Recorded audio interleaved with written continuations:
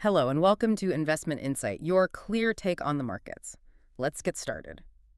So today we are launching into a deep dive on an aggressive and very calculated economic strategy that's being laid out by the current administration. hmm The sources we've looked at, recent analyses, policy proposals, they're all really focused on answering one crucial question for you, the investor. Right. And that question is this whole economic plan actually designed for genuine structural economic strength? Or is it purely a political attempt to, manage voter perception and sentiment until a very specific deadline? And what's fascinating here is that tension. We're looking at a whole package of policies. Hmm. And if you look at it through an economic lens, you just see interventions. Okay. But if you look at it through a political lens, you see these highly targeted levers Mm. all aimed squarely at the ballot box. And that's our mission for this deep dive. We're going to define some of the most surprising proposals. I'm talking about things like administrative price controls and a push for what is effectively a quasi-quantitative easing. And we absolutely have to understand the concept of financial repression. Exactly. And then ultimately assess that critical trade-off between the short-term market boost that these policies might provide and the long-term policy credibility risks that they create for investors all over the world. And that trade-off, that right there is the core risk for your portfolio. Hmm. We are moving from a system of market governance to really a system of political governance. And that has a real quantifiable cost. It does. All right, so let's unpack the primary intent first, because according to the analyses we investigated, the goal here is surprisingly explicit. It really is. This strategy is definitively not about structurally strengthening the U.S. economy for, say, sustained decades-long growth. No, the clear objective is to manage the perception of recession, to keep consumer confidence, humming right up until the 2026 midterms. It's a textbook case of political timing just completely overriding economic prudence. It is. And if you connect that to the bigger picture, the administration is laser focused on where the average American household feels that immediate monthly financial pressure. The kitchen table issues. Exactly, because that pain translates directly into voting behavior. It's much more effective than looking at, abstract GDP numbers. Right. The source material identified 5 key variables that are being targeted specifically for that reason. They instantly affect a household's monthly cash flow. Hmm. These are the levers that create immediate tangible relief or pain for voters we're talking about. Interest rates, housing costs, fuel costs, credit card interest. And of course, any form of cash-based support or stimulus payments. Right. If you can control those 5 things, you have essentially managed the economic perception for the vast majority of voters. Yeah. The goal shifts from, say, achieving maximum growth to just avoiding the appearance of decline. So the goal is stability, or at least the illusion of stability, until November 2026. Sure. So this raises a really important question for global investors, people who rely on predictability.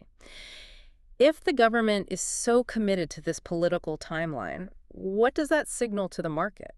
It signals a very, very high probability that the U.S. will use every available political and administrative tool, even, really unconventional ones that might compromise market integrity, to avoid any significant economic downturn before that date. So you can almost set your watch by it.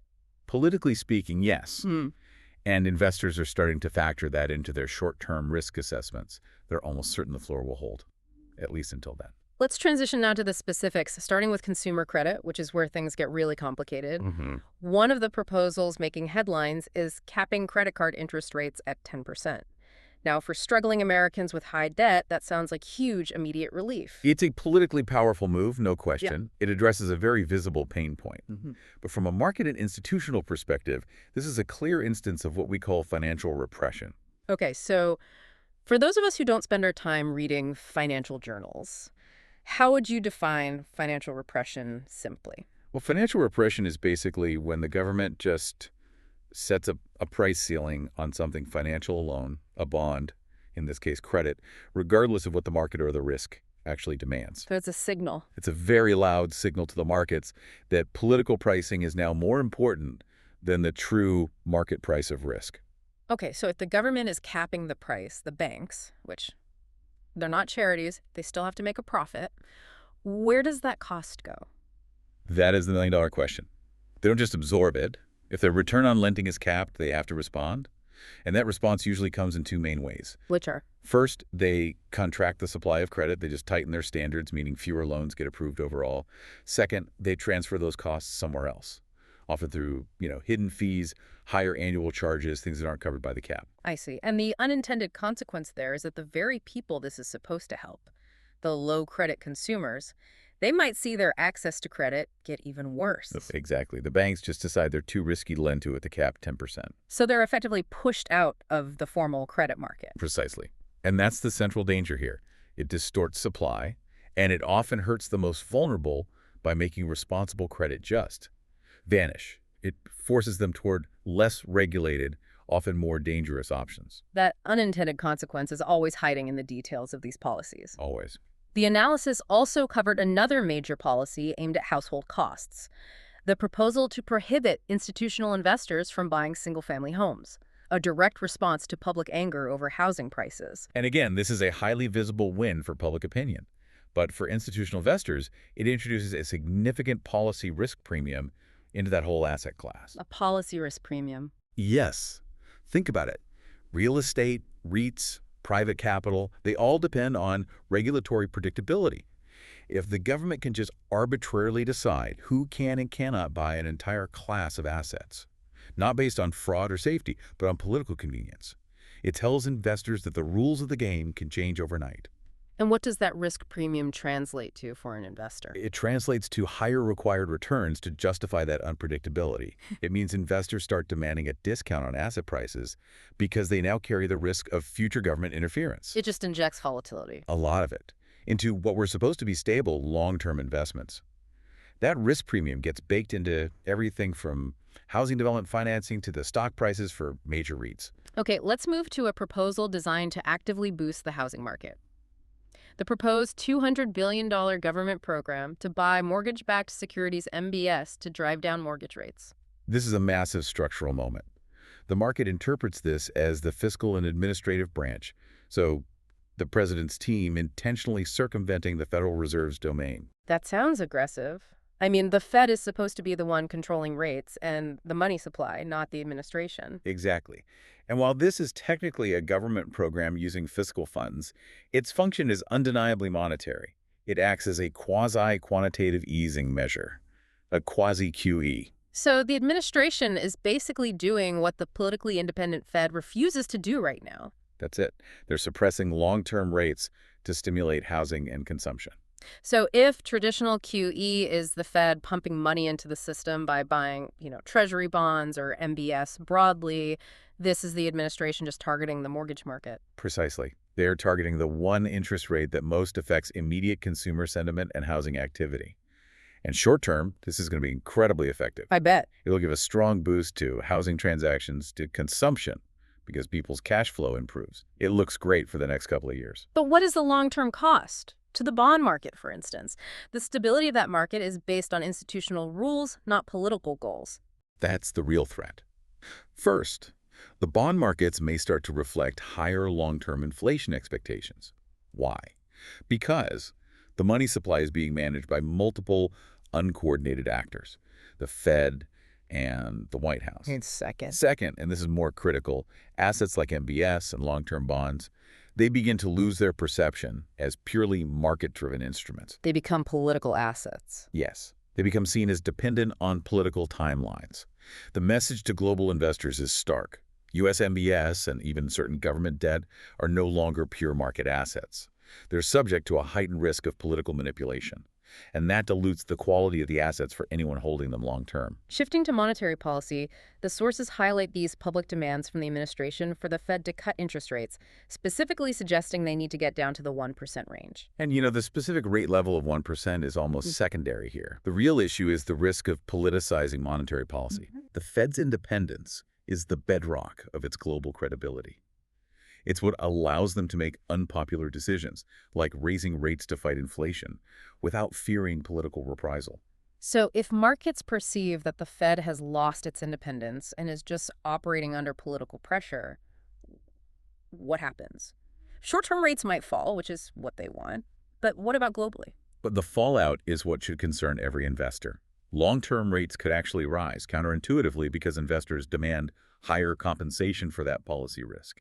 Volatility just increases dramatically. And this results in what you call a policy credibility discount. A policy credibility discount on all dollar assets globally. Let me push you on that. If I'm a sovereign wealth fund in Europe or Asia and I see the Fed is politicized, what does that discount mean for my portfolio? Am I still buying treasuries? You start moving away from them, or at least you shorten your duration. That institutional trust premium that U.S. Treasuries and the dollar have always enjoyed, that reputation for being the world's safest asset, it starts to erode. The world relies on the Fed's independence to anchor global financial stability. When that anchor looks shaky, capital seeks stability somewhere else. That erosion of the trust premium is a huge structural cost. Huge. Now, let's talk about the most visible inflation metric for U.S. voters: gasoline. The analyses confirm the administration has prioritized getting the price back down to $2 a gallon. This is the ultimate example of administrative price control. Gas prices are the single easiest way for the average American to measure inflation. If the price at the pump is low, sentiment improves drastically no matter what the CPI data says. And the methods are a full court press, releases from the Strategic Petroleum Reserve, pressure on domestic refiners, diplomatic efforts with oil-producing nations. And we have to connect this to the final piece of the puzzle. The proposed $200 billion stimulus package funded entirely by new tariffs. So it's protectionism and fiscal spending all at once. A deliberate combination. Wait, hold on. We're imposing tariffs, which are just taxes on imports that raise costs for consumers, just to pay for cash handouts. Doesn't that just recycle inflation right back into the system through higher prices for everything else? That is precisely the risk. This policy combination threatens to increase supply chain costs, making everything from electronics to clothes more expensive, while also expanding the fiscal deficit. So the signal to global investors is what? The signal is unmistakable. U.S. inflation is shifting from a market price phenomenon driven by supply and demand to a politically managed one. The administration is trying to surgically boost consumption while administratively suppressing the most visible prices. And that creates massive, massive underlying distortions. So if we synthesize this entire bundle of policies, the credit caps, housing restrictions, the quasi-QE, Fed pressure, the tariff-funded stimulus, what is the net message for the global investor trying to navigate the next couple of years? The synthesis is that the U.S. is positioned to intentionally avoid a structural slowdown until the end of 2026. This environment is, generally favorable for global risk assets, for sectors sensitive to consumption, housing, energy prices. In the near term, it looks pretty good. If your focus is on immediate quarterly growth, this politically managed boom looks positive. It does. But there is always a price for this kind of structural engineering. What are we paying? We are paying with the institutional integrity of the system. The price for this short-term boost is a simultaneous weakening of monetary independence, increased arbitrariness in financial regulation, remember the credit cap, and a clear rise in policy risk for all dollar-denominated assets. We're replacing market certainty with political certainty. We are consciously doing that, yes. And this means the focus for portfolio strategy has to fundamentally shift. It's no longer about asking, will the U.S. economy improve structurally? No. The real investment question has to become, how unstable is the foundation of this politically engineered expansion? Why? You have a boom that's not built on productivity, not on tax reform, but on targeted subsidies, price caps, and managed interest rates. That requires a fundamental shift in how you assess risk. It requires investors to stop looking at economic fundamentals and start tracking the political calendar. Absolutely. The moment that political timer runs out, all the accumulated distortions, the suppressed rates, the policy risks, the hidden costs, they will need to be paid for in a market adjustment. A reckoning. A reckoning. And the crucial question for your long-term preparedness has to be, what market equilibrium adjustment cost will the market be forced to pay after this politically driven boost ends? Portfolios that ignore this risk are exposing themselves to significant and potentially sudden volatility post-2026. The politically managed boom always guarantees a structural hangover. Always. And preparing for that is the most important thing you can do right now. A structural hangover. That is definitely something to think about as we track these policies over the next 2 years. Don't forget to subscribe and hit that like button.